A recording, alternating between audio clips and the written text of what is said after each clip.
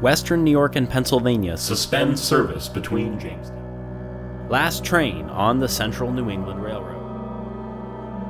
J Paper Mill shuts down after explosion. Via Rail service suspended. Railway shuts down Cape Breton. Being abandoned by industry. There's no denying it. These headlines represent a challenging era for railroad and industry alike in North America. The relationship between the two is symbiotic. While there's a chance that one might be able to survive without the other, each can only thrive if they coexist in a mutually beneficial partnership. In the incredibly rare case that rail service is restored to an inactive right-of-way, what comes first, the railway or the customers? And how can communities bring back essential passenger services that the government sees as an unnecessary burden? To answer these questions, we are heading to the incredibly beautiful and rural Gaspé Peninsula in eastern Quebec, where the Gaspésie Railway Society, or SCFG, and the communities of the region are, with the help of the provincial government, doing what many thought was impossible, bringing their railway back to life. This is a story about a railway that didn't just survive. It's starting to once again thrive. This is the story of the Gaspé Railway.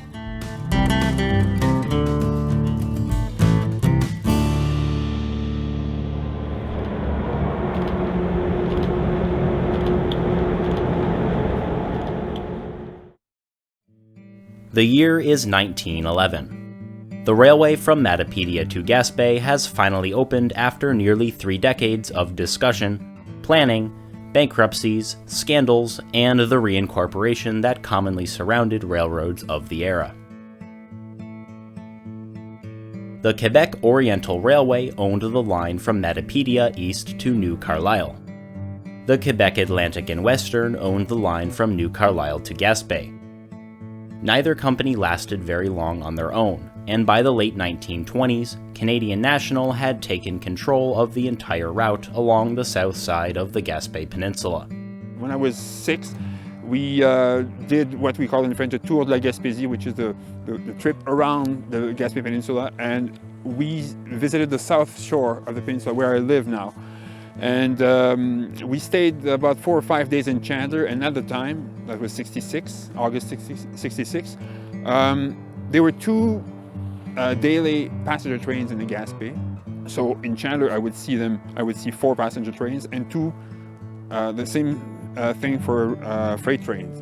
Back then, 2 trains were still very, very important. I mean, the number of customers was really impressive. Canadian National operated the line for most of the 20th century, until the 1995 privatization of the company led to a widespread purge of lightly used branch lines and secondary routes across the system. On December 1st, 1996, the Quebec Railway Corporation, a short-line company that had started with the Charlevoix Railway in 1993, began operations over the Gaspé line under their Scheller Bay Railway subsidiary. However, the CBC operated only as far east as Chandler, and this is where the story of the Gaspésie Railway Society begins. The municipal governments along the railway east of Chandler recognized that losing the railway to Gaspé would be an irreversible disaster for the region and its future. The Gaspésie Railway Corporation was formed in 1997 to save the railway to Gaspé, which subcontracted operating rights to the Quebec Railway Corp. By the year 2000, the QRC owned a sizable network of former CN lines, but just a few years later, in 2007, the QRC would near the end of its operations, selling the Matapédia to Chandler line to the Gaspésie Railway Corporation, which changed its name to the Société des Chemins de Fer de la Gaspésie, or the Gaspésie Railway Society. In 2008, Canadian National purchased most of the remaining QRC properties, returning the map to what it looked like prior to the QRC's formation. However, there was one notable exception. The Gaspésie remained, and that's where our story begins.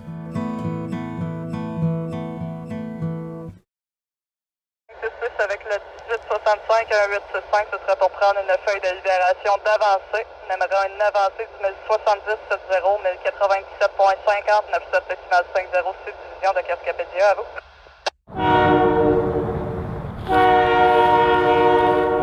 "6:55 a.m. SCFG Train 566 is on the move east from New Richmond to Port Daniel, a 55-mile trip over the eastern end of the Cascapedia subdivision and the western end of the Chandler subdivision.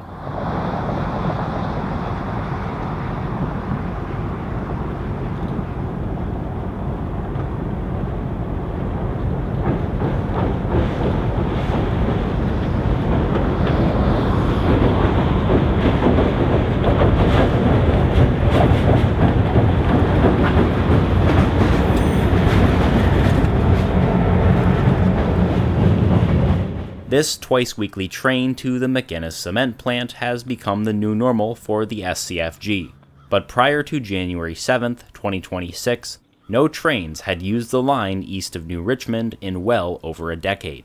Well, the last time that trains run through like my area here, east of New Carlisle on the Chandler subdivision, you got to go back to December 2011. And they did run a tourist train over the entire line, and it did run between Gaspé and Percé in the fall of 2013 and the fall of 2014. And the last trip over the line through my area was on the 4th of July 2014 was the last train that passed. So from the time the last train passed until service resumed in January, it was 11 and a half years I hadn't seen a train pass.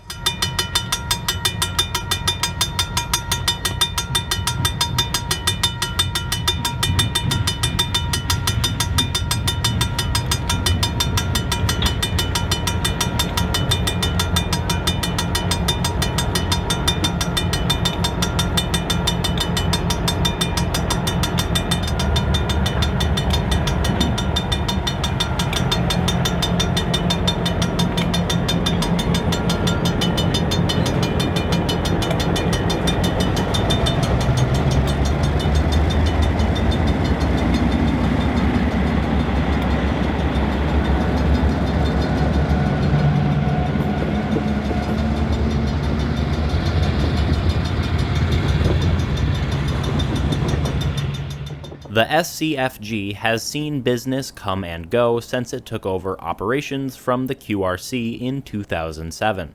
General Manager Luc Levesque arrived at the company in 2014, around the time that the discontinuation of Via Rail service resulted in the company filing for bankruptcy, as the freight revenue at the time wasn't enough to cover operating costs.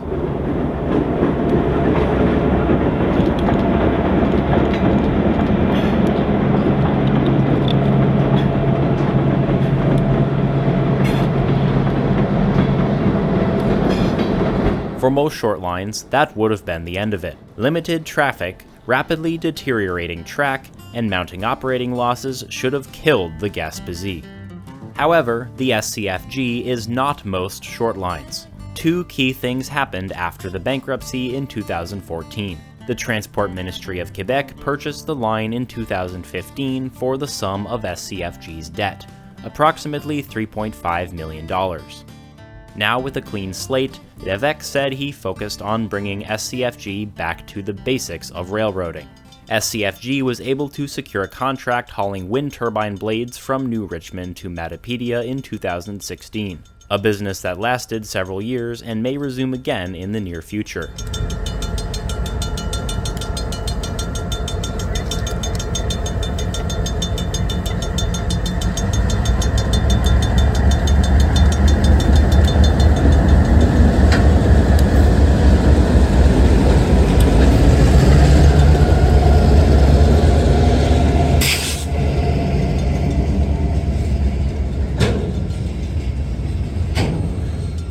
The La Belle sawmill in Nouvelle continued to provide steady business, but the goalpost moved when McInnes Cement announced that they would be building a massive cement plant in Port Daniel. Well, there was talks for years of building a cement plant here in Port Daniel, And it only really materialized in 2014 when they finally announced that they was going to build it. So after that announcement, I always knew deep down that I think we could save the line. Because I said they didn't exactly express a big openness to using rail at first, but from talking to numerous people, a cement plant of that size usually needs rail service. So we kind of figured as soon as we knew they were going to build it, we always had that hope that they'd use rail, and it would be a big argument to convince the government to invest in repairing the line.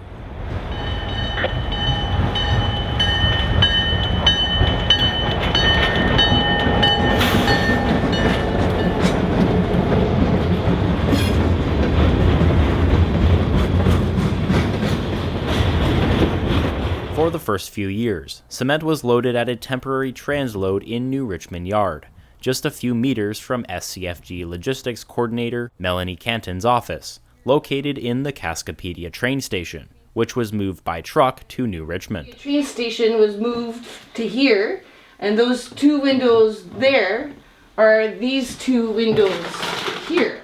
When they first started hauling cement, there was restrictions on the Cascapedia Bridge. They had to put empty cars between the loaded cars. Transport Quebec, they put restrictions on the bridge to only 10 loaded cars a week.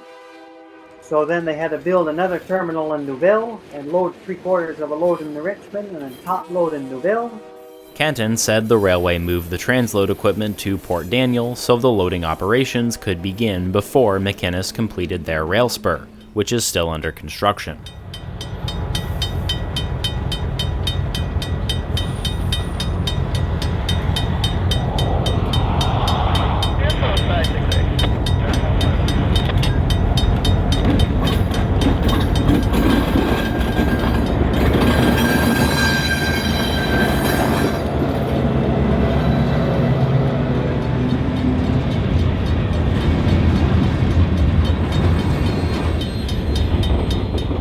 New Carlisle is the division point of the Gaspé Railway, where the Cascapedia subdivision ends and the Chandler subdivision begins. The yard and Y were upgraded as part of the restoration of the line to Port Daniel, and on this day, train 566 is picking up 2 empty cement hoppers before continuing to the cement plant.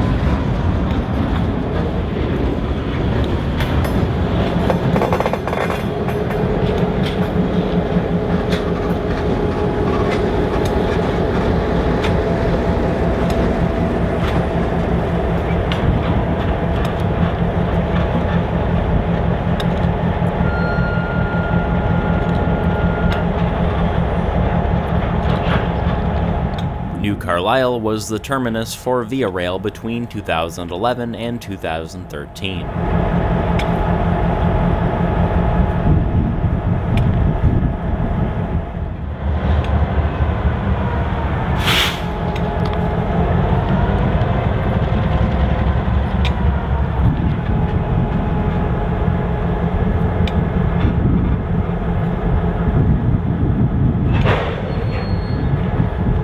The restoration of the Gaspé line east of New Richmond required three factors to line up. The SCFG had to push for freight traffic customer commitment and prepare themselves to handle the new mileage. The freight customers, McGuinness Cement in this case, had to make the freight traffic commitment to justify reopening the line. Finally, the provincial government had to allocate the funding to complete the monumental task of rebuilding a railway that's perpetually at odds with nature. See, it took an agreement with a customer for the government to invest. And it's the same thing now. The government wants an updated business plan in order to continue the work between Port Daniel and Gaspé. East of New Carlisle, we see Train 566 rolling along a section of track that required major stabilization work, as seen here in this 2024 capture by Prince.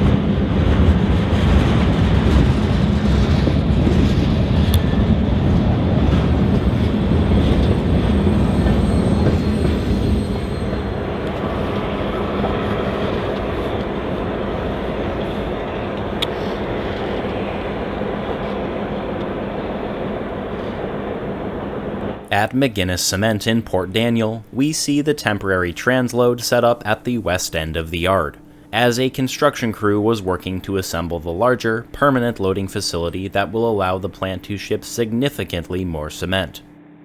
While discussing business and traffic patterns, Canton said that a huge factor of increasing cement traffic relied on Canadian National restoring through freight service on the Newcastle subdivision between Campbellton and Moncton.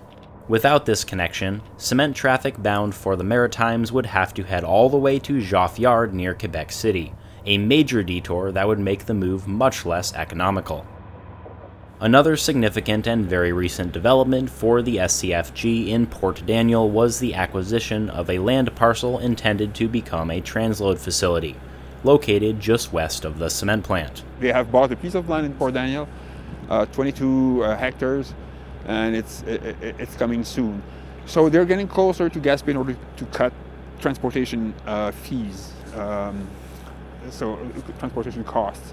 Levesque confirmed this, and he noted that the yard will be an interim solution until the line to Gaspé is restored, when SCFG will be able to reach the customers directly, or at least get a lot closer.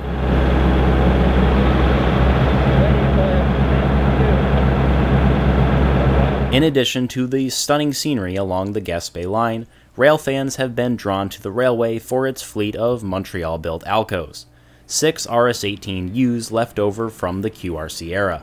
However, keeping these Montreal machines running has become increasingly difficult and even impossible.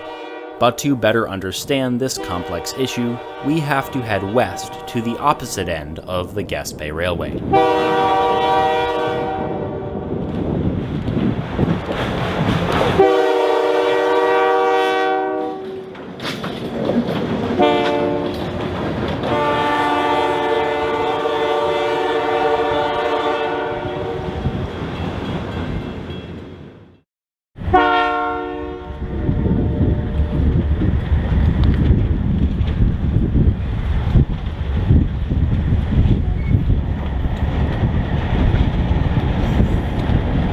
It's very cold and extremely windy as SCFG Train 565 pulls a cut of loaded cement hoppers up the east leg of the Y at Matapédia, where the Cascapedia subdivision meets Canadian National's Mont-Joli subdivision.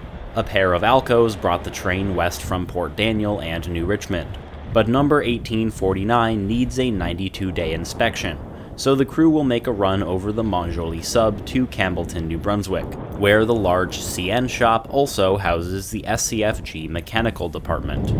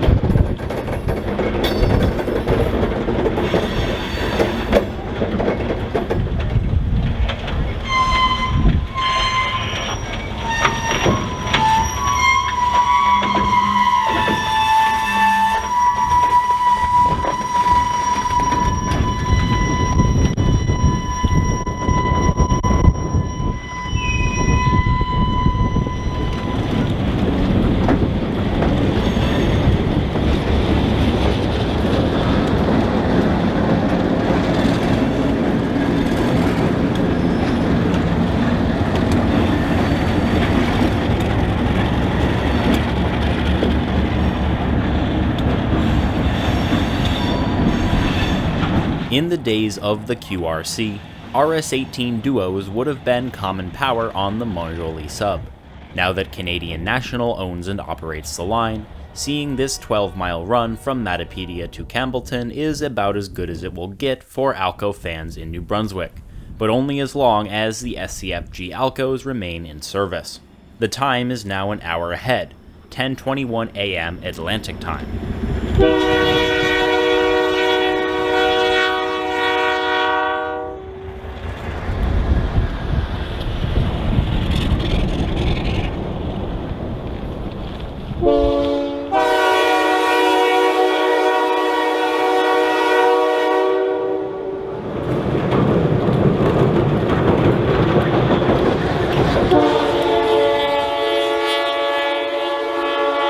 In Campbellton, 565 pulls past the Via Rail station, which is served 3 times weekly by the ocean.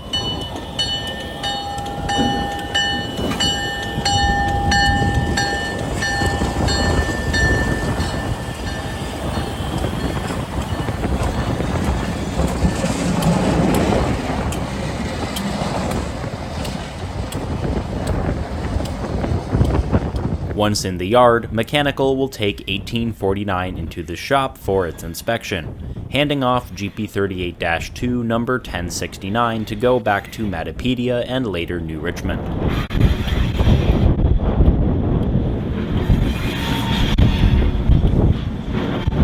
So these locomotives, at every 90 days, they come in the shop for a full service like this. So we check the top deck, bottom deck, check it all from A to Z, and this one, the engine was actually rebuilt a year and a half ago. We actually had like a tourist train for a bit. Was called the Admiral. This is the Admiral. So that's why it's this color, because they don't want us to change it.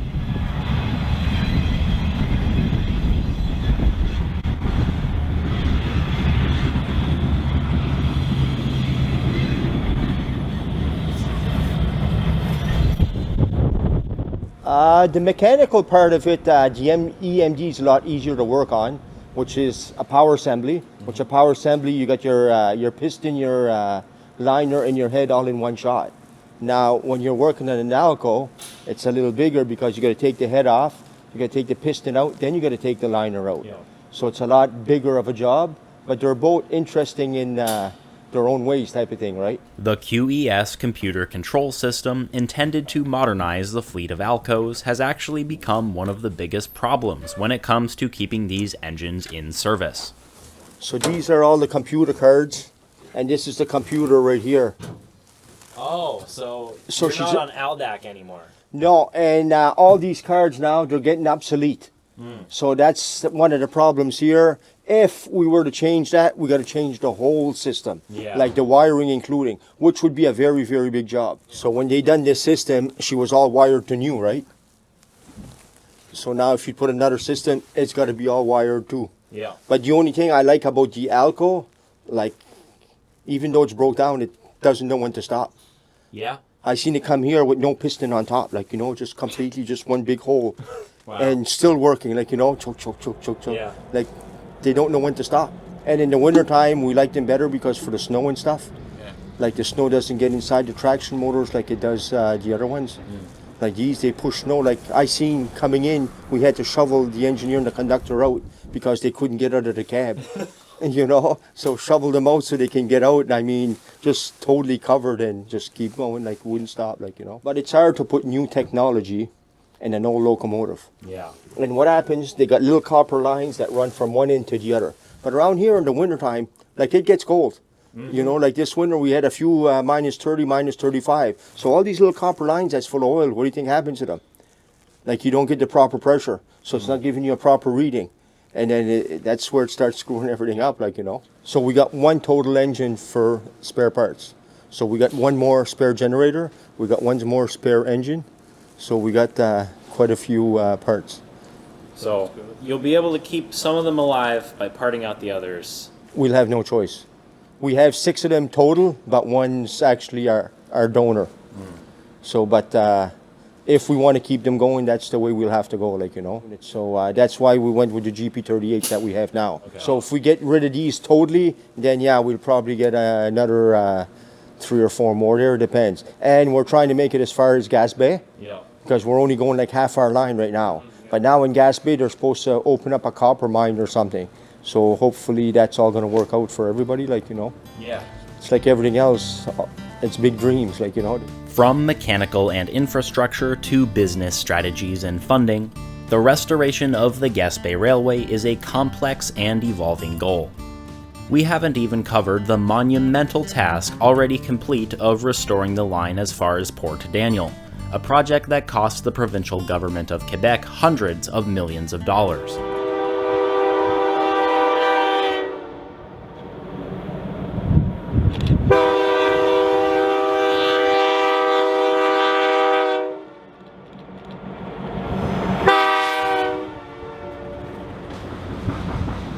Before the province puts even more money into the line, SCFG is required to provide an updated business proposal, and strategic moves like the planned transload center in Port Daniel will help the railway make their case. I'm positive that this line will not only survive but will thrive at one point. You know, it should have been done. It should have been completed years ago, like at least 2021, 2022. There are potentially big customers in Gaspé. Not only the windmill blade manufacturing plant. Right now, they would ship blades by rail if they could, if the line was functional as far as east as Gaspé. The resumption of mining operations in Murdochville, probably 5-6 years down the road, a huge, well, by Gaspésian standards, a big mine, copper mine. Probably around 10 cars per day, 7 days a week. That's one thing. Also, the input coming to LM Wind Power's blade manufacturing plant.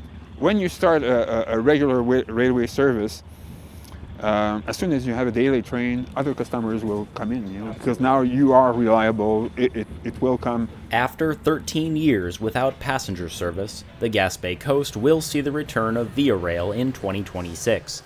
As executives plan to visit the region in early May ahead of service resuming as early as this summer.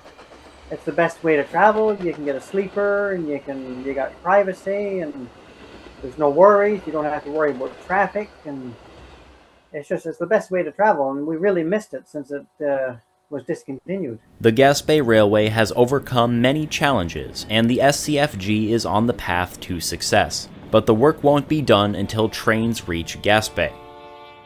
Prince runs the Facebook group Help Save the Matapédia to Gaspé Railroad, an initiative that's part of a broader coalition to restore passenger service along the entire Gaspé coast. My main part of the group, I used to pretty well keep an eye on all the work. I used to post updates on a lot of the construction sites, and you know, people's got to see what's going on. People are not aware of what's going on. You know, you can say, oh, the train's going to come back. And they'll say, really? I don't think so. But when they see the pictures of the work and the progress of the work, they realize that, you know, progress is being made. It's on its way. It's going to come back. However, passenger service won't come back on its own. We knew that it was going to take freight to save the line. We wanted passenger service back for the population and for the people to travel. But we knew it was going to take freight.